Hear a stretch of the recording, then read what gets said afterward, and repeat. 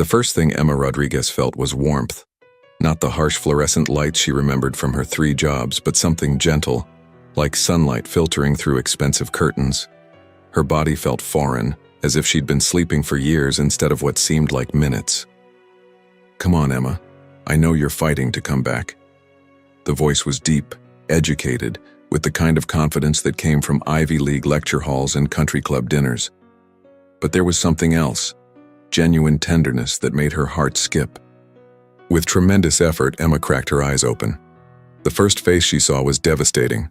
Sharp jawline, kind brown eyes framed by wire-rimmed glasses, and dark hair that probably cost more to maintain than her monthly rent. He wore scrubs that looked designer somehow, and when he smiled, it transformed his entire face. "Welcome back, Emma." The way he said her name made her stomach flutter. There was an intimacy there that didn't make sense. She was just a nurse from St. Mary's Public Hospital. This man looked like he belonged in medical journals and hospital galas. "Doctor," she croaked, her throat dry as paper. "James," he said softly, helping her sip water from a cup that definitely wasn't standard hospital issue. "Dr. James Mitchell, you've been sleeping for 6 months, Emma." 6 months. The word should have terrified her, but something in his voice made her feel safe. That's when the door burst open and a woman in a $3,000 dress swept in. "James, darling," she announced, not even glancing at Emma. "The wedding planner called. The ceremony is in 4 hours and your mother is having an absolute meltdown about the seating arrangements." Emma watched James's face go pale. The woman was stunning in that polished, untouchable way. Blonde hair in a perfect chignon, jewelry that could pay off student loans, posture that screamed boarding school and trust funds. "Victoria, this isn't the time," James said, his voice suddenly formal. "Oh." Victoria finally noticed Emma, looking at her like she was an inconvenient stain on expensive upholstery. "The patient is awake. How nice." She turned back to James. "The cars will be here at 5. Don't be late." And then she was gone, leaving Emma with a sinking feeling and James looking like he'd rather disappear. 6 months, Emma repeated when they were alone. "My family, my jobs, my student loans." James sat heavily in the chair beside her bed, a chair that looked like it had been specifically brought from somewhere expensive. "Emma, there are things we need to discuss. Your family has been here every day. Your hospital, St. Mary's. They've been holding your position." "St. Mary's can't afford to hold positions for 6 months," Emma said slowly. "And I can't afford 6 months of medical bills. My insurance—" James looked uncomfortable. "Your care has been handled." "Handled how? I work 3 jobs and still can't make ends meet. This room alone must cost—" "Emma." His voice was gentle but firm. "You were in a specialized care unit. The treatment you received, it wasn't standard protocol." Something cold settled in Emma's stomach. "What kind of treatment?" James stood up, pacing to the window that overlooked not the crowded parking lot of St. Mary's, but a pristine courtyard with actual landscaping. "You had a traumatic brain injury from your car accident. Conventional treatment said the prognosis wasn't good." "Where am I?" "Presbyterian Elite Medical Center." Presbyterian Elite? The hospital where she'd applied for nursing positions 3 times and been rejected each time, where the nurses wore designer scrubs and the patients had VIP suites. "I can't afford this place for 6 hours, let alone 6 months." James turned back to her, conflict clear in his eyes. "Emma, I need to tell you something about your accident. You were driving home from your Uber shift at 2 a.m. when a drunk driver hit you. You were unconscious when they brought you to St. Mary's emergency room."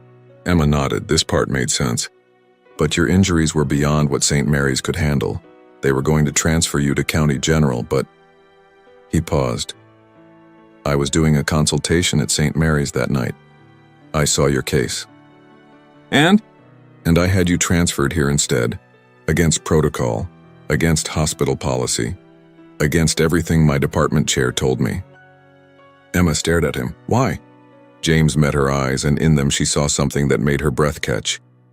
"Because everyone else saw statistics, another uninsured patient who probably wouldn't make it. But when I looked at your chart, I saw Emma Rodriguez, 26 years old, First-generation college graduate working 3 jobs to pay off student loans while helping support her family. I saw someone who deserved a fighting chance. The revelation hit her like a wave. This wasn't just a doctor treating a patient. This was personal.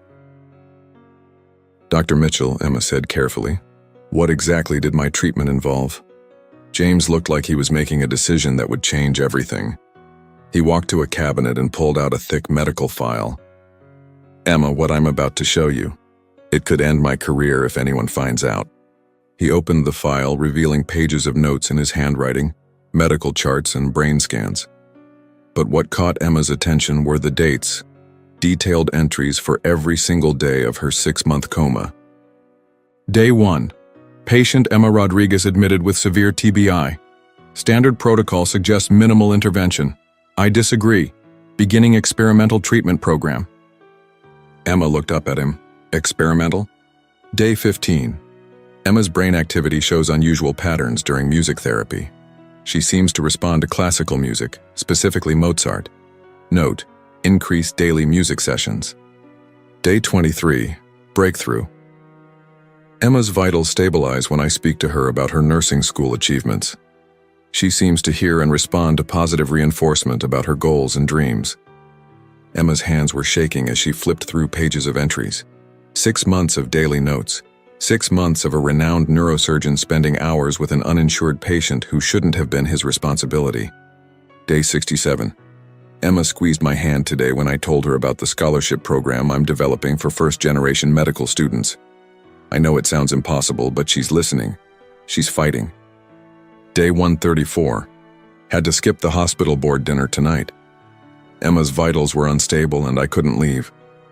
Victoria isn't understanding why I'm so invested in this case. How do I explain that this patient has become the most important part of my day? Emma stopped reading and looked up at James. You wrote about me every day for 6 months. Emma, the treatment you received, the experimental procedures, the around-the-clock monitoring, the specialized equipment, it saved your life, but it also cost $847,000. The number hit her like a physical blow. 800? James, I'll never be able to pay that back. My family will lose their house. I'll never... It's already paid for. Emma stared at him. What?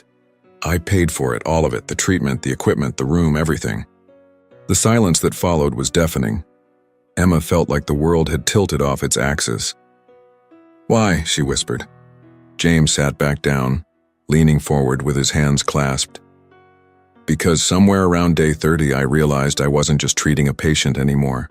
I was falling in love with a woman who was fighting harder to live than anyone I'd ever met. Before Emma could process what James had just confessed, the door opened again. This time it was an older man in an expensive suit, silver hair, commanding presence, the kind of person who owned things instead of working for them. James, he said, his voice carrying the authority of old money and older power. We need to talk. Now. James stood up stiffly. Richard. Emma, this is Richard Whitman Sr., CEO of Whitman Medical Group. Emma's blood chilled. Whitman Medical Group owned half the hospitals in the state, including Presbyterian Elite. And if his last name was Whitman... Mr. Whitman, Emma said carefully, Victoria's father. Richard's smile was cold as winter. Very perceptive, Ms. Rodriguez. Yes, Victoria is my daughter, and James here is about to become my son-in-law in exactly 3 hours and 47 minutes. James stepped forward. Richard, Emma just woke up. This isn't appropriate. What's not appropriate, Richard interrupted, is a doctor spending $847,000 of unauthorized funds on an uninsured patient. What's not appropriate is that same doctor canceling 3 board meetings, missing 2 surgical conferences, and turning down a department chair position at Johns Hopkins because he's obsessed with a comatose patient. Emma felt sick. You knew he was spending time with me. Richard's laugh was humorless. Ms. Rodriguez, I know everything that happens in my hospitals. Every procedure, every expense, every minute my staff spends on cases that don't generate revenue. Emma isn't a case, James said, his voice dangerous. She's a charity case who's caused enough problems. Richard turned to Emma. Do you know what your little miracle recovery has cost, besides the money? James was offered the youngest department chair position in Johns Hopkins history. He turned it down because he couldn't leave a patient. He's missed networking events, research opportunities, advancement chances, all for a patient who statistically should have been transferred to County General 6 months ago. Emma looked at James, seeing the truth in his eyes. "You sacrificed your career for me." "James sacrificed our family's reputation," Richard corrected. "The medical community is talking. People are asking questions about why a Whitman Medical Group surgeon is so invested in an uninsured patient. Some are suggesting inappropriate relationships. Others are questioning his professional judgment." The manipulation was clear, but Emma could see it was working. James looked torn between duty and desire. "But," Richard continued, "I'm a reasonable man. James, marry my daughter today as planned, and we'll quietly transfer Ms. Rodriguez back to County General for her recovery. No one asks questions, no one gets hurt, and your career continues on track."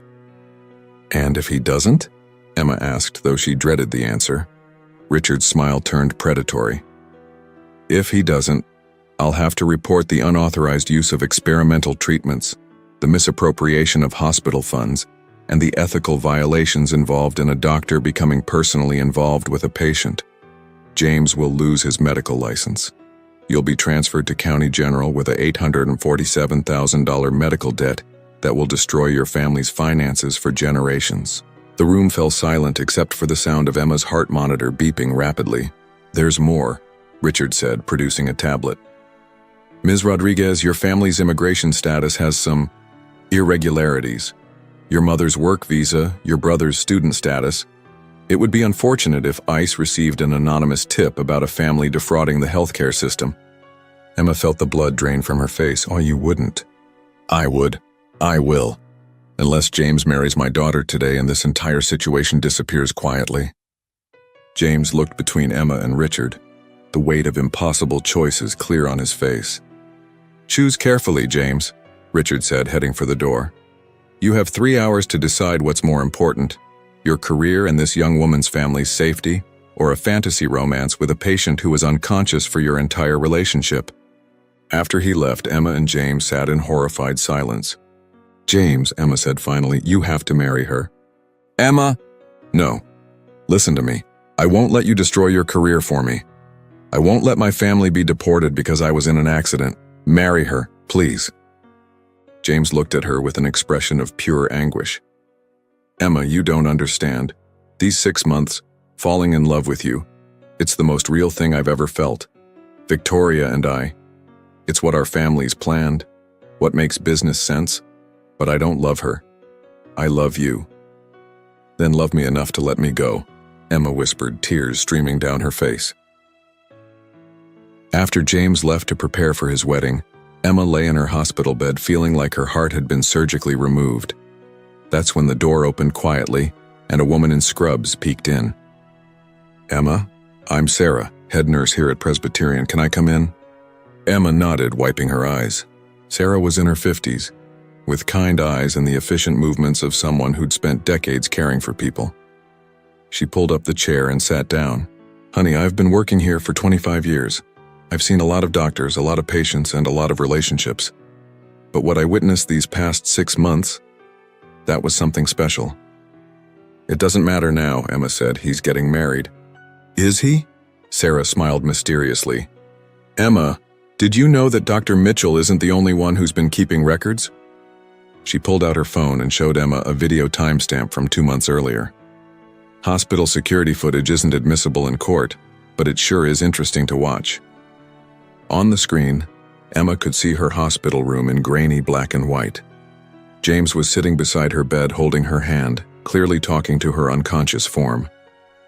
But what made Emma gasp was seeing her own hand squeeze back. "That's impossible," Emma whispered.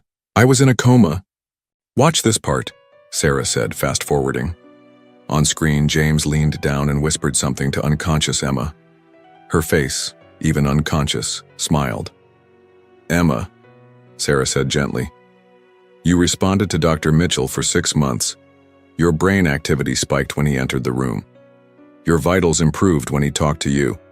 The experimental treatment worked because you were fighting to get back to him. But Richard Whitman, is about to learn that Presbyterian Elite has more loyal employees than he realizes. Sarah stood up. Emma, every nurse on this floor has watched Dr. Mitchell fight for you. We've seen him skip meals, cancel appointments, and spend his own money because he believed you were worth saving. We're not about to let Richard Whitman destroy that. The door opened and 3 more nurses entered. Maria, Linda, and Jennifer. They looked like they were on a mission. Emma, Maria said, we need to tell you some things about Richard Whitman that you deserve to know. Like what? Like the fact that he's been systematically shutting down public hospitals and buying them for corporate development, Linda explained. St. Mary's is next on his list. He's been denying experimental treatments to uninsured patients for years, Jennifer added. Dr. Mitchell saving you is exactly what Richard can't allow. It sets a precedent that patients matter more than profit. Emma sat up straighter. What are you saying? We're saying, Sarah said, that this isn't just about stopping a wedding. This is about stopping a system that values money over lives. And we think you're the key to exposing it all. Maria handed Emma a thick folder. Hospital financial records, treatment denials, immigration status investigations Richard ordered on families who couldn't pay their bills. Everything. Why are you giving me this? Because, Sarah said, you represent everything Richard Whitman hates. A working-class woman who survived because a doctor cared more about saving lives than following profit margins. You're proof that the system can work differently. Linda sat on the edge of the bed. Emma, Dr. Mitchell didn't just save your life. He accidentally created a case study that proves experimental treatments can work when doctors are allowed to care about patients instead of insurance policies. Your recovery is going to be studied in medical schools, Jennifer added. You're going to change how doctors treat brain injuries, but only if Richard Whitman doesn't bury the research to protect his business model. Emma looked at the folder, then at the faces of the women who had cared for her. What do you need me to do? Sarah smiled. We need you to crash a wedding. Sacred Heart Country Club was exactly what Emma expected. Old money, older traditions, and the kind of wealth that came from generations of never having to worry about medical bills. Emma sat in the wheelchair Sarah had insisted on, wearing scrubs and a hospital gown, feeling completely out of place among the Armani suits and designer gowns. You sure about this?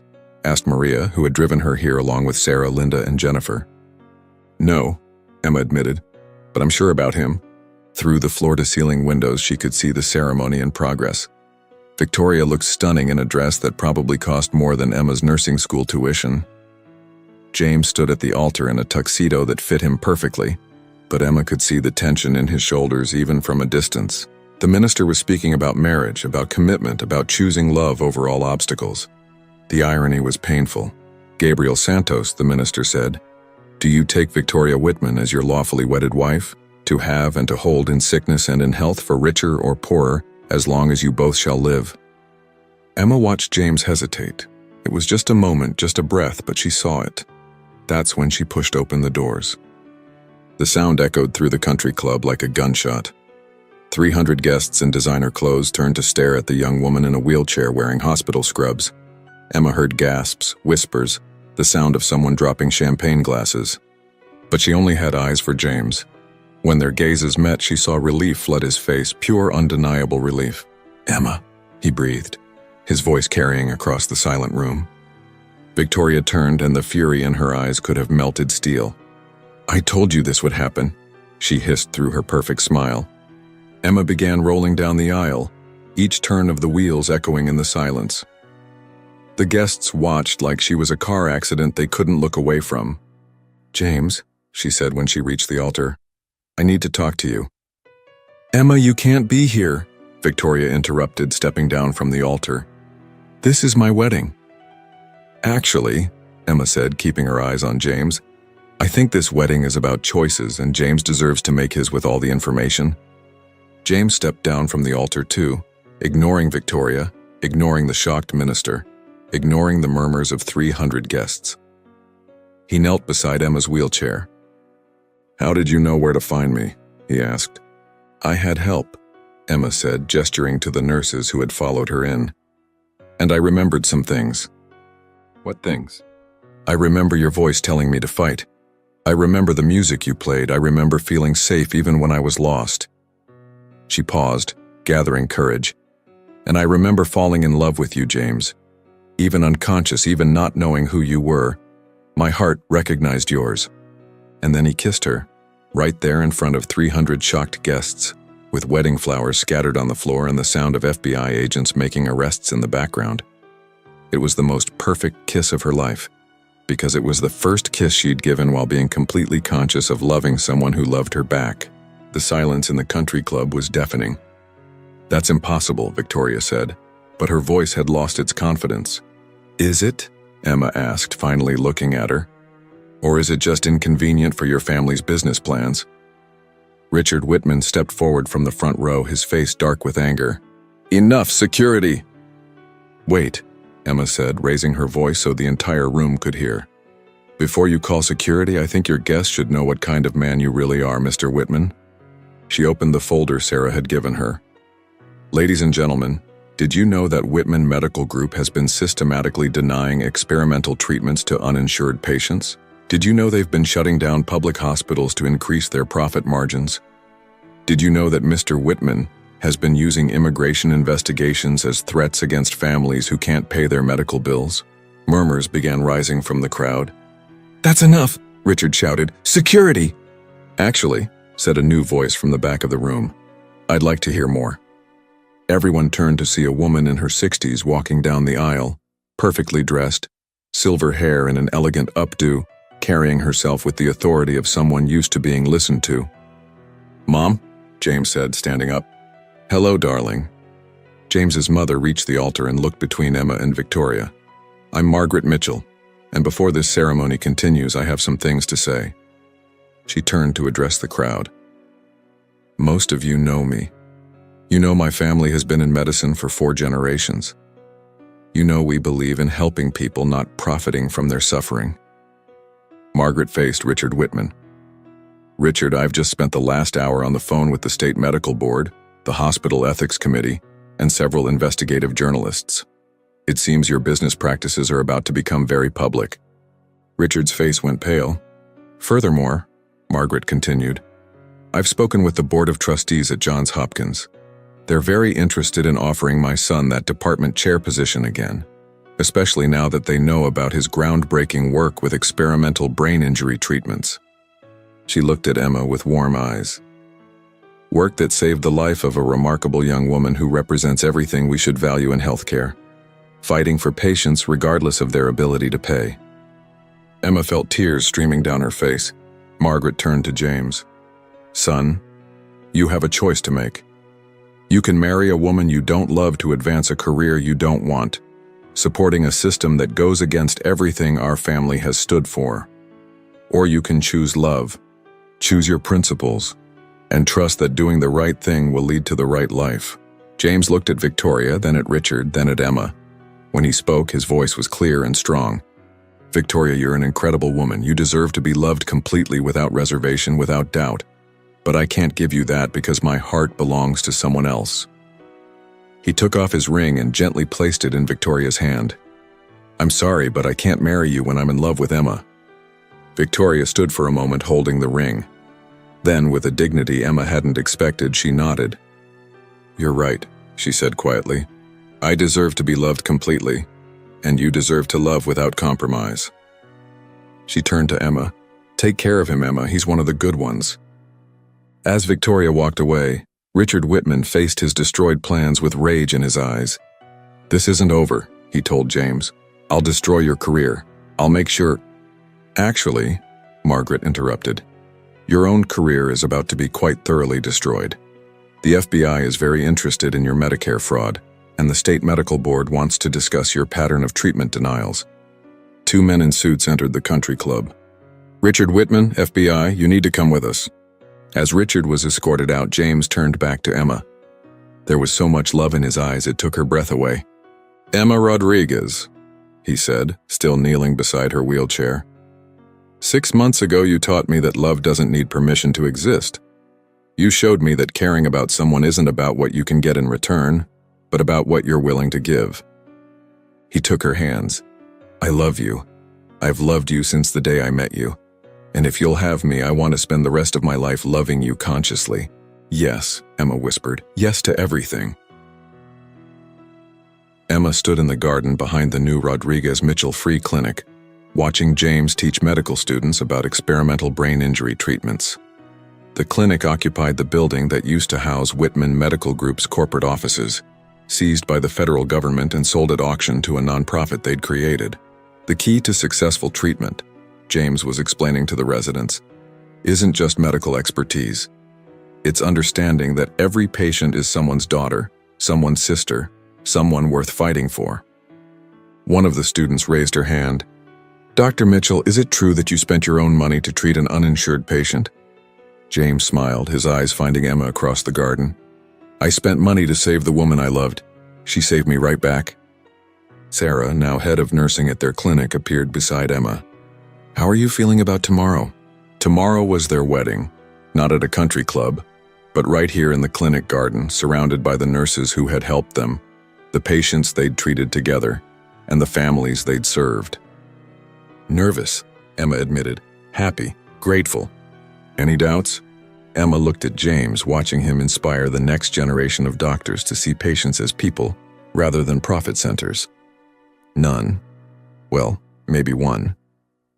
What's that? I keep wondering if this is all too good to be true. 6 months ago, I was working 3 jobs just to pay off student loans. Now I'm married to the most incredible man I've ever met, running a clinic that's changing lives.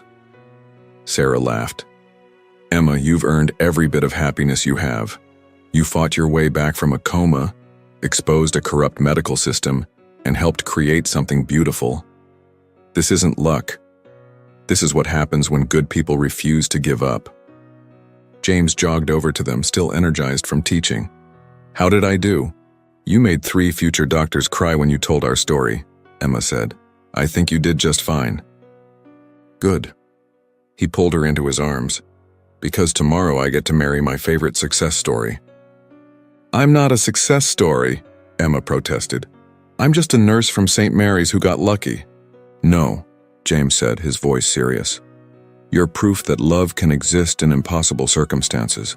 You're proof that fighting for what's right always wins in the end. You're proof that the best things in life are worth waiting for, worth risking everything for. He kissed her softly. And tomorrow I get to promise to love you consciously for the rest of our lives. As the sun set over their clinic, over the community they'd built together, over the life they'd created from the impossible, Emma knew that sometimes love really could conquer everything. Even unconsciousness, even time, even the systems designed to keep people apart. Their love story had started with a woman in a coma and a doctor who refused to give up. It was ending with 2 people building a future based on the simple revolutionary idea that everyone deserves to be loved, cared for, and fought for. And that was the most beautiful miracle of all.